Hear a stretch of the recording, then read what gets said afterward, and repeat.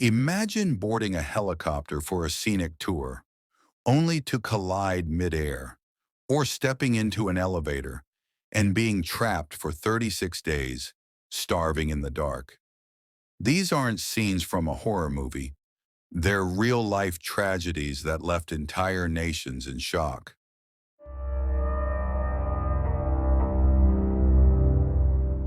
What was supposed to be a breathtaking ride over golden beaches and shimmering waves turned into a horrifying mid-air tragedy. This is the chilling true story of the SeaWorld helicopter crash that shook Australia in early 2023. And yes, the terrifying moment was caught on camera. It all began on January 2nd, 2023, in Gold Coast, Queensland, Australia. The skies were clear, the sun beamed brightly, a perfect day for a scenic helicopter tour. A group of excited tourists boarded a chopper near SeaWorld, hoping to catch a glimpse of majestic marine life and the stunning Gold Coast from the air. As the helicopter took off, passengers were thrilled, soaking in the sweeping views, wind rushing through their hair, cameras capturing every magical moment. But then, just before 2 p.m., the unthinkable happened. The footage shows the tourists enjoying the ride, until suddenly the pilot stops looking forward. A passenger taps him on the shoulder, perhaps sensing something's wrong. Just 1 second later, a mid-air collision. Another helicopter, also departing from SeaWorld, strikes them. The main rotor blades and gearbox of the second chopper separate mid-air, sending it spiraling out of control. The damaged helicopter crashes directly into the sandbar. A tragic scene unfolds. Miraculously, the helicopter seen in the footage manages to stay airborne. The pilot, showing extraordinary skill, performs an emergency landing on the same sandbar, though the helicopter is badly damaged. Beachgoers, boaters, and nearby police rushed to the scene. Some even watched it all unfold live. People scramble to help, providing first aid, freeing passengers from the wreckage, and calling for emergency services. On the beach, nurses step in to perform CPR. But for some, it's already too late.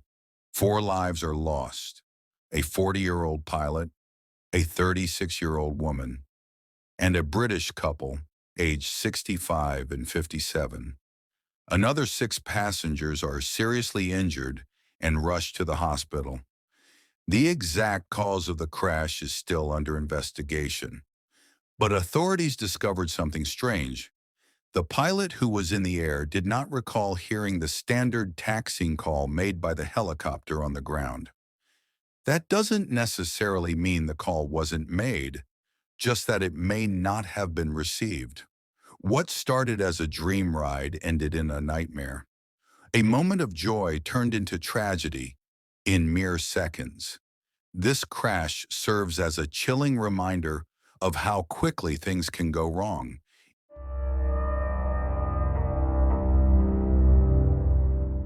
February 28th, 2023. A quiet night in Greece's picturesque Tempe Valley, until it turned into a scene of unimaginable horror.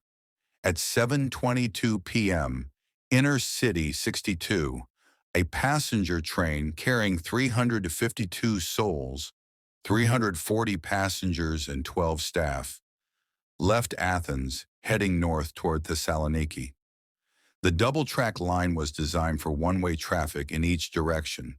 Simple, safe, secure, or so it seemed. But just after 11 p.m. at Larissa Station, something went terribly wrong. The station master, confused, perhaps overwhelmed, failed to use a crucial key switch, a small device called the 188A that could have saved lives. Instead of switching back to the correct track, Inner City 62 barreled ahead, on the wrong line, for over 25 kilometers. Coming from the opposite end, a freight train, on that very same track, 11:21 p.m. Both trains flying at over 100 miles per hour collided head-on. The first four carriages of the passenger train derailed. The front car, it exploded into a hellish fireball, reaching 1,300 degrees Celsius. Emergency services rushed to the scene, but what they found was devastation, crumpled carriages, flames licking the night sky, screams buried under twisted metal. Survivors, many of them students, described a living nightmare. For some, escape meant leaping from shattered windows. For others, there was no escape at all. 57 lives, most of them young students, were lost that night. 66 more were injured, 6 placed on life support. This was the deadliest train disaster in Greek history. Greece declared 3 days of national mourning, flags were lowered, celebrations were canceled. The entire country was in shock. But the questions began immediately. How could this happen? Why did no one stop it? The 59-year-old station master was arrested. Investigators discovered he had not only sent the train down the wrong track, but also told the driver to ignore danger signals.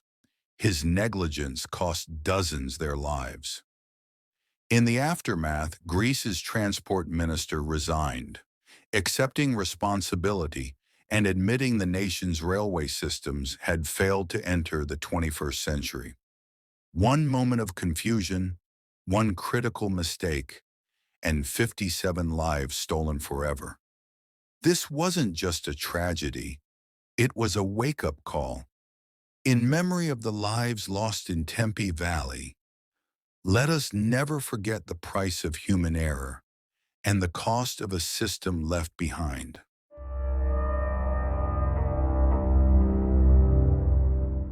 Imagine standing on the edge of a mountain, surrounded by silence, when suddenly the earth roars back at you. In July 2022, a man stood in the path of an avalanche and survived. This is the unbelievable true story of Harry Shimon. 27-year-old Harry Shimon from the Isle of Wight had an epic idea, a guided hike through the majestic mountains of Kazakhstan with 2 friends. After some thought, the trio said, "Why not?"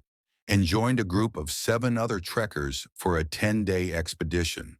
The trip was everything they imagined: breathtaking views, peaceful trails, and the thrill of raw nature.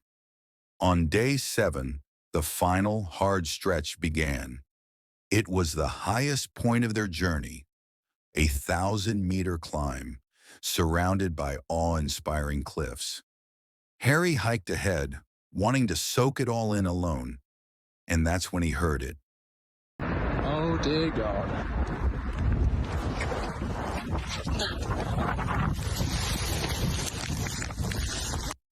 A low, thunderous sound echoed across the range. It was an avalanche. But instead of running, Harry pulled out his phone and began filming, convinced it would fade before reaching him. But the mountain had other plans. The avalanche grew larger, louder, closer. Harry realized he was trapped. Behind him, a massive cliff. No way out. His final words before impact: "Dear God." The wall of snow hit, but miraculously most of the force had already passed. What reached Harry and his group was the tail end, powerful but survivable. One woman suffered a deep knee cut. Everyone else, somehow, was okay. Shaken but alive, the group descended the mountain, overwhelmed with gratitude. Harry had come face to face with death and lived to tell the tale. Most of us will never know what it feels like to stare down an avalanche. But for Harry Shimon, that terrifying moment is a reminder that nature doesn't negotiate and that sometimes survival comes down to sheer luck. Would you have stood and filmed or run?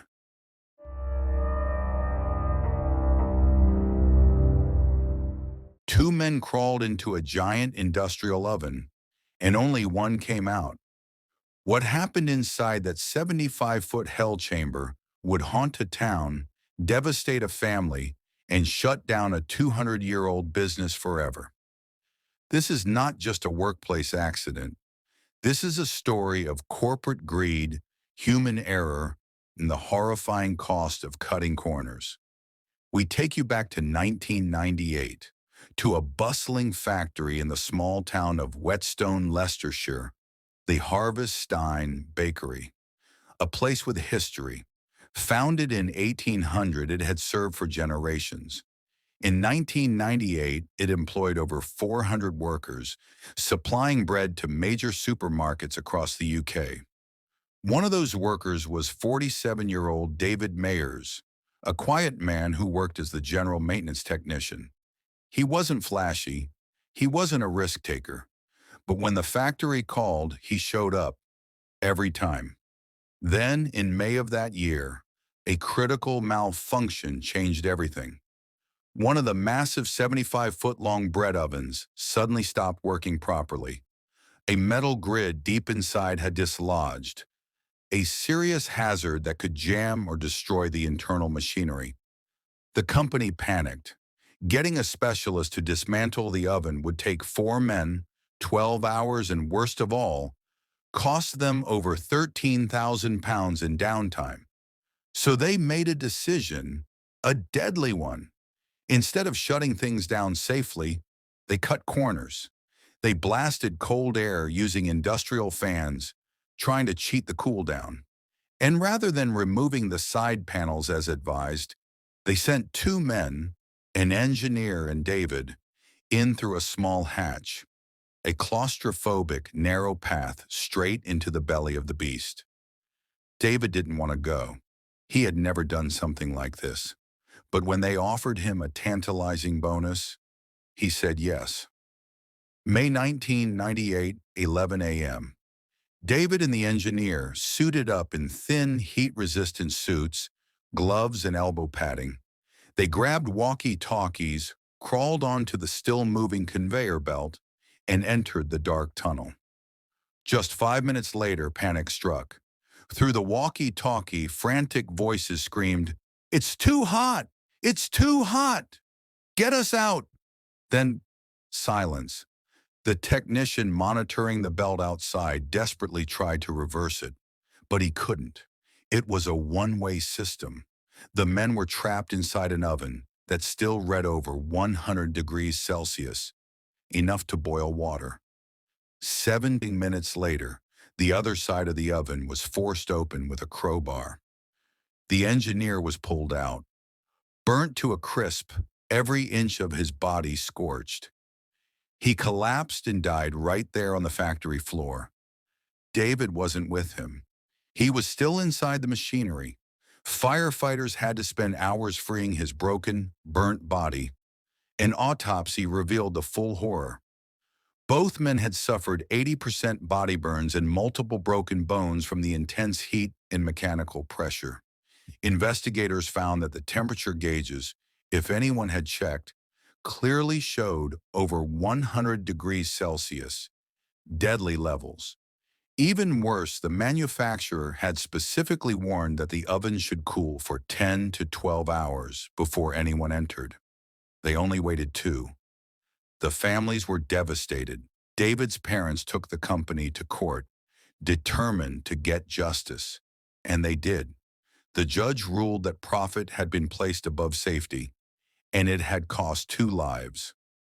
Harvest Stein Bakery, along with its parent company, was fined £600,000, around $750,000, and the managing director on shift was personally fined £20,000. The company tried to save face, improving their safety systems, but the damage was done. Their reputation shattered, morale crumbled, business declined. By 2005, after over 200 years of baking, Harvest Stein Bakery shut its doors forever, putting over 400 workers out of a job. 2 men entered an oven to save a company a few £1,000s. One died on the factory floor, the other died inside a machine built to bake bread.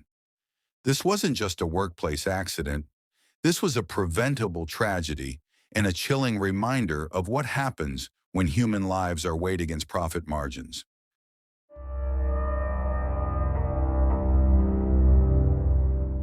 Would you ever step into an elevator again? If I told you someone was forgotten in one for 36 days and died scratching the walls, screaming in the pitch black, and no one ever heard her? This isn't a horror movie. It actually happened. And what makes it worse? She was alive when workers checked, and they walked away. January 30th, 2016, started like any other day for two maintenance workers in Xi'an, China. They were called in to fix a broken elevator suspended between the 10th and 11th floors of an apartment building. They saw the cable mechanism was damaged and decided it could wait. It was almost Chinese New Year, and they were eager to go home. But they didn't leave before doing one thing that would later haunt them. They shouted into the shaft, "Anyone in there?" No response. Silence. They assumed it was empty. They turned off the power, activated another elevator, and left. For over a month, that elevator remained untouched, unopened, lifeless, until March 7th. When they returned to finally fix it, one climbed on top, the other waited below. After repairs, they lowered it to the 10th floor, restored power, the doors opened, and what they saw was beyond comprehension.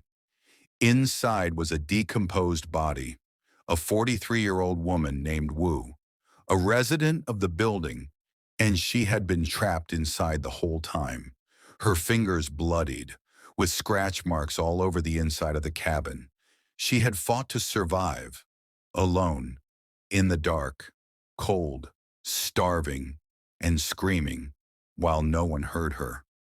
Why didn't she press the emergency button? Was it broken? Did the power cut make it useless? And why didn't she have her phone with her? Why couldn't she climb out the safety hatch? Was it locked? And most chilling of all, why didn't she respond when the workers shouted? Was she asleep, unconscious, or was she already too weak to speak? Some even question whether she was placed there intentionally. The truth remains murky. Wu reportedly had a mental disability. Her family assumed she had wandered off. They filed a report, but never searched. Not once did they check the building. She was lost and forgotten. Residents of the building were furious. Complaints to management often went unanswered for weeks. This was the final straw. Protests erupted. Local officials stepped in, the building managers were replaced, and the police arrested the two maintenance workers. They were charged with negligent homicide or involuntary manslaughter. This tragedy left behind more than just questions. It left a warning: check, always check. Because next time you walk into an elevator, ask yourself, what if the last person never walked out?